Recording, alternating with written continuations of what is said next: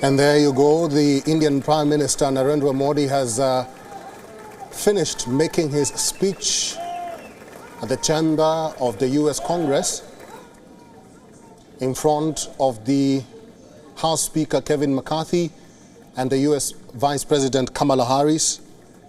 And as you can see and also heard, senators have a huge admiration for the Indian Prime Minister, with the ululations and chants of Modi, Modi reverberating across the chamber of the US Congress. That's the Prime Minister now greeting some of the members as he exits the US Congress at the Capitol Hill. Just to give you a glimpse of what the Prime Minister really highlighted in his speech, he began by saying that he is happy to help out whenever the United States or the Congress needs a strong bipartisan consensus. He went on to say the partnership between the United States and India augurs well for the future of democracy. Democracy was the key word for the Prime Minister during his speech, during his hour-and-a-half long speech. He also says India is home to all faiths in the world, and India celebrates all of them. In India, he says, diversity is a natural way of life. The Prime Minister also did reiterate his motto of when India grows, the whole world grows, and that the vision of together for everyone's growth, with everyone's trust and everyone's efforts. The Prime Minister did also talk about the empowerment of women, saying that empowering women, or the girl child, transforms every nation. He did also speak about the young generation, which he says comprises of a huge chunk of the Indian population, and the younger generation is making it a hub of technology, or rather making India a hub of technology. And speaking about technology, the Prime Minister did outline and said that technology will determine the security, prosperity, and leadership in the 21st century. Talking about the war in Ukraine, the Indian Prime Minister did say that this is an era of dialogue and diplomacy and not of war. Talking about the Indo-Pacific region and its status, the Prime Minister of India did indicate that all partners in the Indo-Pacific are together, and that's why they have a grouping called Quad, which has emerged as a major force of good for the Indo-Pacific region. Talking about terrorism, the Indian Prime Minister says the world must overcome all such forces sponsoring and even exporting terror. Giving a voice to the global South is the way forward, and with this, the Prime Minister believes that inclusion of the African Union in the group of 20 nations is a good way forward.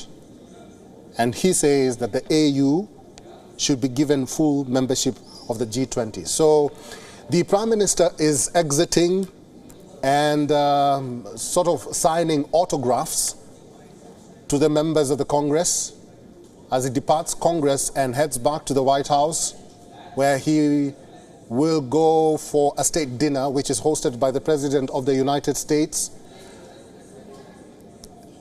and the First Lady, Jill Biden. So once again, the Indian Prime Minister has made his speech before the Congress, his second speech as Prime Minister of India before the Congress.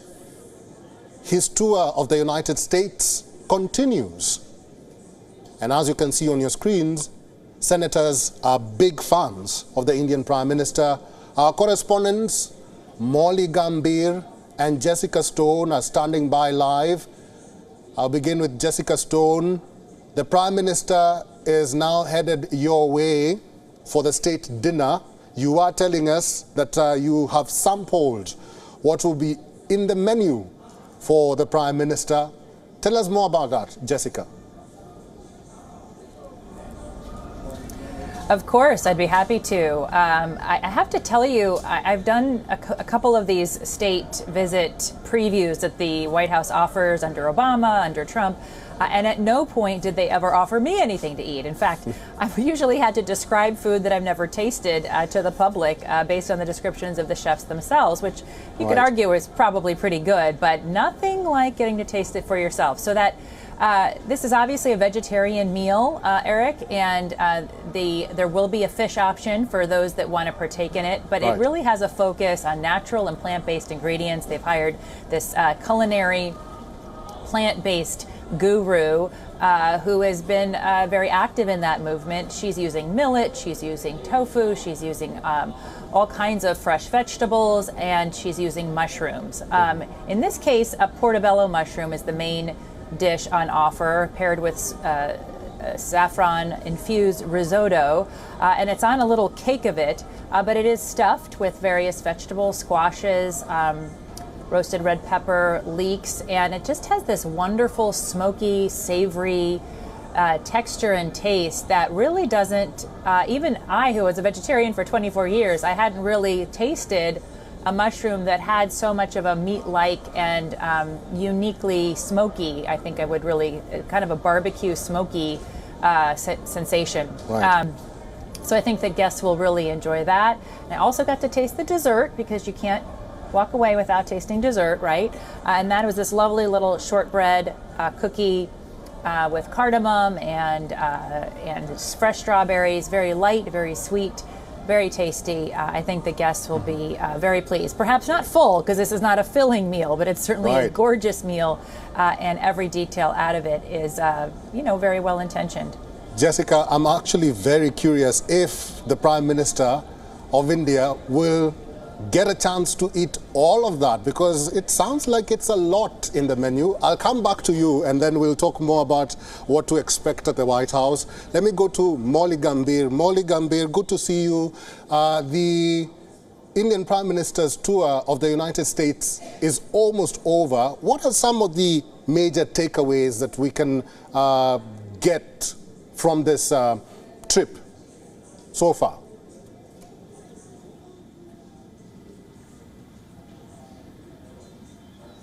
Well, a series of takeaways, Eric. Let me just start off first with the very message that the Indian Prime Minister has sent out just a short while back through that address to the joint session of the US Congress. First of all, talking about India's linkages with the United States, and also India's linkages with the entire world, saying when India grows, the world grows, and talking about how the partnership between India and the United States has far-reaching implications for the entire world. A specific example that he put out was regarding how India and the United States, when they collaborate on semiconductors, on critical minerals, then that means directly that the supply chains around the world will be more reliable, will be more resilient, and will be more diversified. That's just a sample of the way in which the Indian Prime Minister has stressed upon the importance of giving a further boost to the relationship between India and the United States, which has been the key focus area as far as defense cooperation is concerned, tech ties are concerned, which, as anticipated, have dominated those highlights as well during the Indian Prime Minister's meeting with the US President Joe Biden, where they touched upon a wide range of issues from defense to tech to space to climate change, and also people-to-people ties.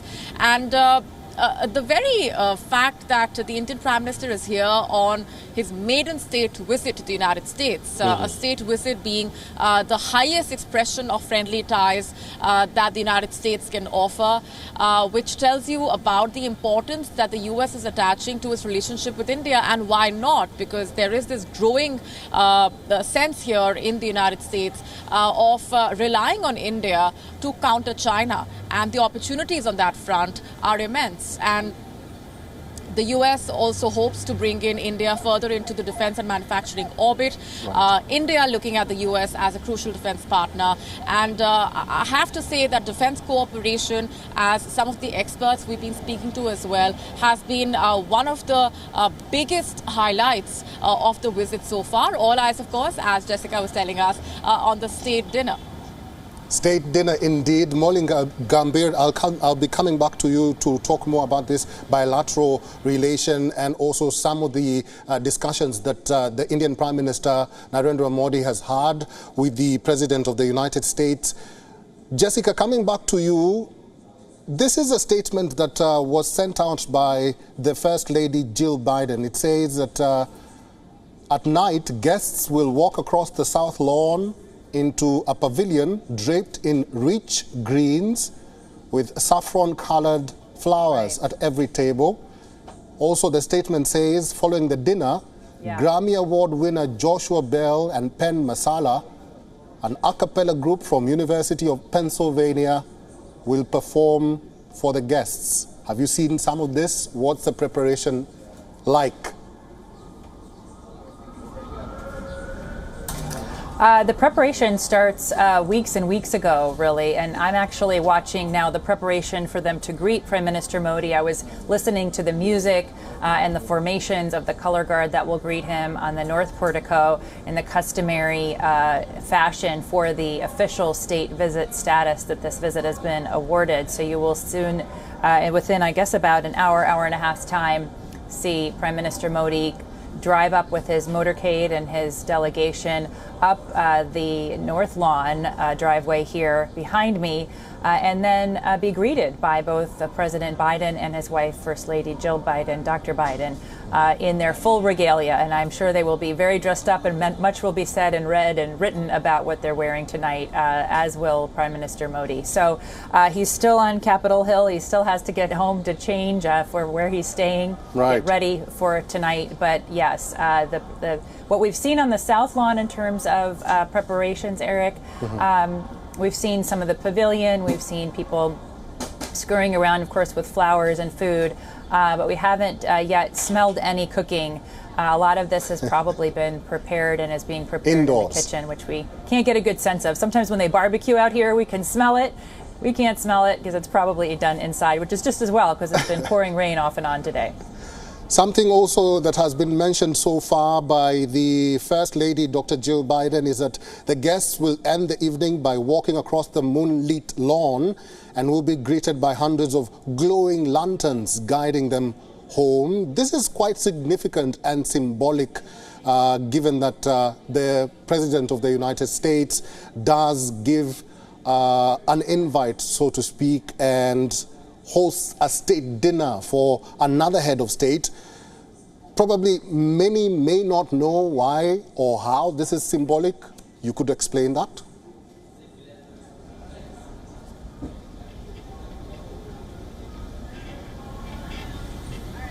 Was that a question to me? Yes. Could you explain the symbolism of this state? My apologies, I was having trouble hearing you. No, it's okay, it's okay.